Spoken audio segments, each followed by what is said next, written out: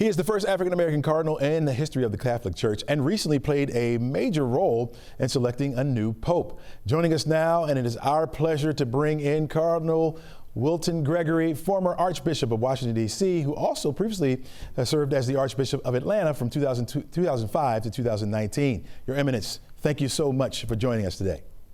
Thank you, Chesley. Thank you very much for the opportunity. Let's start off with this. Your ties to Atlanta, how much are they still guiding you in your present day work? Well, obviously, the things that I learned in Atlanta have shaped me as a man, as a minister, as a priest. I grew to love and continue to love the folks in Atlanta. They are family for me and have been family since the day that I arrived in December of 2004 to be announced the next day as the new Archbishop of Atlanta. So it's home. And we miss you. We miss you. Let me ask you this. What role do you believe the Catholic Church plays in addressing the current global issues? Well, obviously, the church is a universal presence. There are more accredited ambassadors to the Holy See than any other nation. We have an opportunity through those important diplomatic locations to express the mission of the church, the proclamation of the gospel, the importance of social justice issues. We're on the playing field every place. Mm-hmm. Let's talk about the conclave here quickly. How did you prepare spiritually for such a significant event? How did you prepare yourself? Well, Chesley, I have to say the best preparation that I can recall was on my knees, because the conclave, while it is an election, it doesn't bring the baggage of our experiences of election, and that's a good thing for the church, that we don't go about choosing a successor to Peter with campaigns. Mm-hmm. There are no two-party system or three-party system. It's a matter of discerning and listening to each other, and hopefully listening and following the guidance of the Holy Spirit in making those selections. I have to ask you this. I don't know if you can answer it, but were you ever considered? Were you close to being maybe the next pope? Well, you can ask it, and I can honestly say that was not even on the radar. Justin. Oh, wow. Now, but you were eligible, right? I was eligible. Mm-hmm. I was a voter. Mm-hmm. All of the voters are legitimate candidates. Mm-hmm. Some obviously bring a lot of gifts that are more needed and recognized by the College of Cardinals for the life of the church. Yeah. And obviously, Pope Leo XIV, our new pope, checked all those boxes. He was he had experience in global leadership. He was a missionary. He had been engaged in the work of the Curia in Rome. So he had a broad background, which made it, attractive to the College of Cardinals in considering him. Gotcha. Obviously, it's some secrecy in there. We can't imagine how you would break down so many eligible cardinals for this position. Any specific moments stood out to you that you can share with us during that process? Well, one of the things, it was the most international conclave in the history of the Catholic Church. Pope Francis named cardinals from places throughout the world that had never had a cardinal. And so, while some people may say, well, that meant that the College of Cardinals that were assembled in the Sistine Chapel couldn't know each other as intimately as other conclaves where the numbers were much more circumscribed. They were heavily European or heavily Italian, and the knowledge of each other was obviously more was more obvious.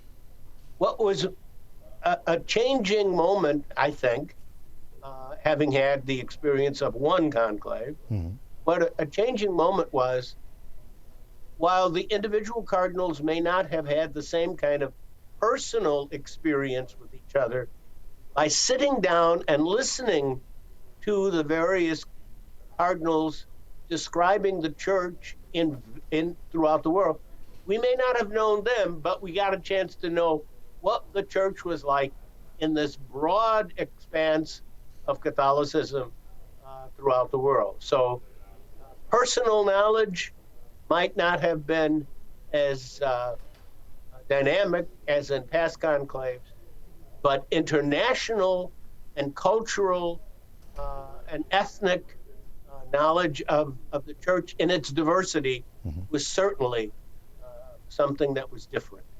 If you can, describe for us the moment when the name was selected and then the name chosen, Leo XIV.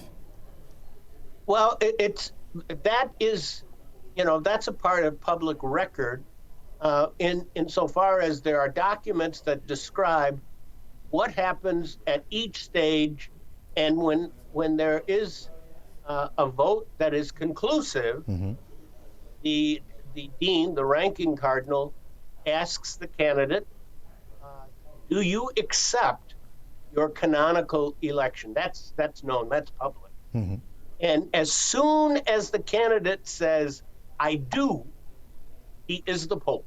The acceptance of the election makes him the Pope. And then the next question is, what do you wish to be called? And he says Leo XIV. Tell us about that. He says Leo. He says Leo. We have to add up the other Leo. Right. So talk to us about the significance of that name. Well, obviously, there's a lot of conversation that's going on now. Why would he have chosen Leo? He obviously has knowledge and respect for Leo XIII, his immediate Leo predecessor, who was a pope who was engaged in the social justice issues of his moment in time, which included the industrialization of the world. There are those who say that Pope Leo XIV is very much aware that the challenge that we face now in our world has to do with technology, AI, the energy, and sometimes the destructive forces that those environments, those industries, the technological world provide. You talked about how Pope Leo checks a lot of the boxes. What do you find most promising about him? Well, he's very approachable, Chesley. He's very warm, very sensitive. He listens well. He's not an individual, at least as I have experienced, and I had several opportunities to meet him before he was elected, before we entered into the conclave. He listens carefully. He doesn't go into a conversation with the answer before he hears the question. And I think it's that kind of quality and that kind of background that will serve him well and serve the church well in his pontificate. Speaking of that, in your view, what message did the conclave's decision to elect Pope Leo XIV send to Catholics worldwide? Well, I think it said to the world that we, as the cardinals, believe that this man, with all that variety of his experience, is in a position to proclaim the gospel effectively, to call Catholics to be faithful to our doctrinal history and to embrace social justice issues, which are also a legacy of the Catholic Church. Gotcha. All right. Coming from Atlanta, having Atlanta roots here, are there any priorities you'd like to encourage Pope Leo XIV to consider during his pontificate? Now, I didn't hear the first part of your question, Chesley. Given that you have Atlanta roots here, are there any priorities you'd like to encourage Pope Leo to follow? Well, Atlanta is in a growth mode right now.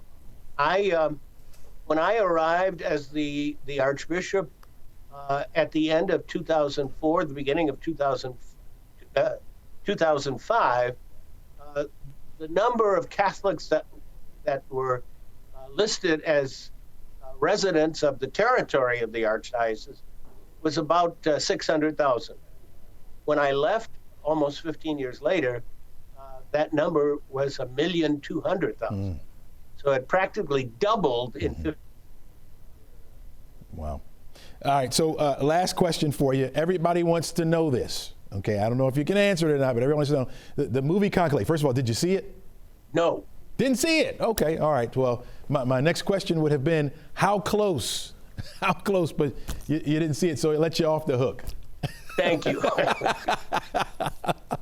All right, Cardinal Gregory, thank you so much for joining us and sharing your insight about the conclave and your work that you have done, not only locally here, but also around the world. Thank you for everything that you've done for us and everything you continue to do. Thank you, Chesley. I was happy to be a part of your conversation. All right, take care.